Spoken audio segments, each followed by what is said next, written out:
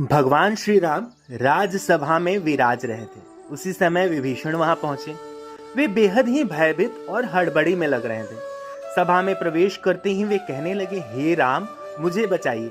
कुंभकर्ण का बेटा मूलकासुर आफत ढा रहा है। अब लगता है न लंका बचेगी और न ही मेरा राजपाट। भगवान श्री राम विभीषण को ढाढ़स बंधाते हैं और उससे पूछते हैं कि आखिर बात क्या है, वह बताए। तब विभीषण बताता है कि कुंभकर्ण का एक बेटा मूल नक्षत्र में पैदा हुआ था, इसीलिए उसका नाम मूलकासुर रखा गया। इसे अशुभ जान कुंभकर्ण ने जंगल में फिकवा दिया था। जंगल में मधुमक्खियों ने मूलकासुर को पाला है। मूलकासुर जब बड़ा हुआ तो उसने कठोर तपस्या करके ब्रह्मा जी को प्रसन्न किया। अब उनके दिए वर और बल के घमंड से भयानक उत्पात मचा रहा है।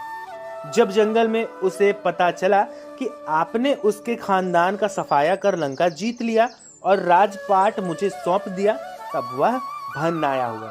भगवान, आपने जिस दिन मुझे राजपाट सौंपा उसके कुछ दिन बाद ही पाताल वासियों के साथ लंका पहुंचकर मुझ पर उसने धावा बोल दिया। मैंने 6 महीने तक उसका मुकाबला किया, पर ब्रह्मा जी के वरदान ने इसे इतना ताकतवर बना दिया है कि मुझे भागना पड़ा तथा अपने बेटे, मंत्रियों तथा स्त्री के साथ किसी प्रकार सुरंग के जरिए भागकर यहाँ पहुँचना पड़ा है। उसने कहा कि पहले धोखेबाज भेदिया विभीषण को मारूंगा, पिता की हत्या करने वाले राम को बाद में मार डालूंगा। वह आपके पास भी आता ही होगा। समय कम है, लंका और अयोध्या दोनों ही खतरे में हैं। जो उचित समझते हो आप तुरंत कीजिए। भक्त की पुकार सुन श्री राम, हनुमान तथा लक्ष्मण सहित सेना को तैयार कर पुष्पक यान पर चढ़ झट से लंका की ओर चलते हैं। दोस्तों, इस कथा में हम जानेंगे कि आखिर किस प्रकार से भगवान राम मूलकासुर का संहार करते हैं, और क्या सच में श्री राम ही मूलकासुर का संहार करते हैं या फिर माता सीता इस कार्य में उनकी सहायता करती है। इसे जानने के लिए जरूरी है कि आप इस वीडियो को अंत तक देखें। और हाँ, वीडियो को देखने से पहले आपसे निवेदन है कि आप इस चैनल को सब्सक्राइब कर लें ताकि भगवान श्री राम की कृपा आप पर निरंतर बरसती रहे। मूलकासुर को श्री रामचंद्र के आने की बात मालूम हुई। वह भी सेना लेकर लड़ने को तैयार था। भयानक युद्ध छिड़ गया। 7 दिनों तक घोर युद्ध चलता रहा। मूलकासुर भगवान श्री राम की सेना पर अकेले ही भारी पड़ रहा था।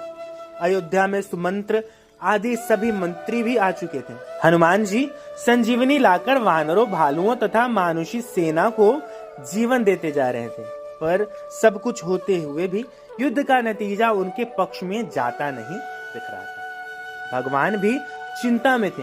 विभीषण ने बताया कि इस समय मूलकासुर तंत्र साधना करने गुप्त गुफा में गया है। उसी समय ब्रह्मा जी वहां आए और भगवान से कहने लगे, रघुनंदन, इसे तो मैंने स्त्री के हाथों मरने का वरदान दिया है। आपका प्रयास बेकार ही जाएगा। ब्रह्मा जी कहते हैं, श्री राम, इससे संबंधित एक और बात है, उसे भी जान लेना आपके लिए फायदेमंद हो सकता है। जब इसके भाई बिरादर लंका युद्ध में मारे जा चुके तो एक दिन इसने मुनियों के बीच दुखी होकर कहा, चंडी सीता के कारण मेरा समूचा कुल नष्ट हुआ। इस पर एक मुनि ने नाराज होकर उसे श्राप दिया, दुष्ट, तूने जिसे चंडी कहा वह सीता तेरी जान लेगी। मुनि का इतना कहना था कि वह उन्हें खा गया। बाकी मुनि उसके डर से चुपचाप खिसक गए। तो हे राम, अब कोई दूसरा उपाय नहीं है। अब तो केवल सीता ही इसका वध कर सकती है। आप उन्हें यहाँ बुलाकर इसका वध करवाइए। इतना कहकर ब्रह्मा जी वहां से चलेंगे। भगवान श्री राम ने हनुमान और गरुड़ को तुरंत पुष्पक विमान से सीता जी को लाने भेजा। इधर सीता देवी देवताओं की मनौती मानती, तुलसी, शिव प्रतिमा, पीपल आदि के फेरे लगाती, ब्राह्मणों से पाठ रुद्रिया का जप कराती, दुर्गा का पूजा करती कि विजयी श्री राम शीघ्र लौटे। तभी गरुड़ और हनुमान जी उसके पास पहुंचते हैं। पति के संदेश को सुनकर सीता जी तुरंत चल पड़ती। भगवान श्री राम ने उन्हें मूलकासुर के बारे में सारी बात बताई। फिर क्या था, इसके बाद तो भगवती सीता को गुस्सा आ गया। उनके शरीर से एक दूसरी तामसी शक्ति निकल पड़ी। उसका स्वर बड़ा भयानक था। यह छाया सीता चंडी के वेश में लंका की ओर बढ़ चली। इधर श्री राम ने वानर सेना को इशारा किया कि मूलकासुर जो तांत्रिक क्रियाएं कर रहा है उसको उसकी गुप्त गुफा में जाकर तहस नहस करें। वानर गुफा के भीतर पहुंचकर उत्पात मचाने लगे तो मूलकासुर दांत किटकिटाता हुआ सब छोड़ छाड़कर वानर सेना के पीछे दौड़ा। हड़बड़ी में उसका मुकुट गिर पड़ा। फिर भी भागता हुआ वह युद्ध के मैदान में आ गया। युद्ध के मैदान में छाया सीता को देखकर मूलकासुर गरजा। उसने पूछा, तू कौन है? अभी भाग जा, मैं औरतों पर मर्दानगी नहीं दिखाता। छाया सीता ने भी भीषण आवाज में कहा, मैं तुम्हारी मौत चंडी हूँ। तूने मेरा पक्ष लेने वाले मुनियों और ब्राह्मणों को खाया है।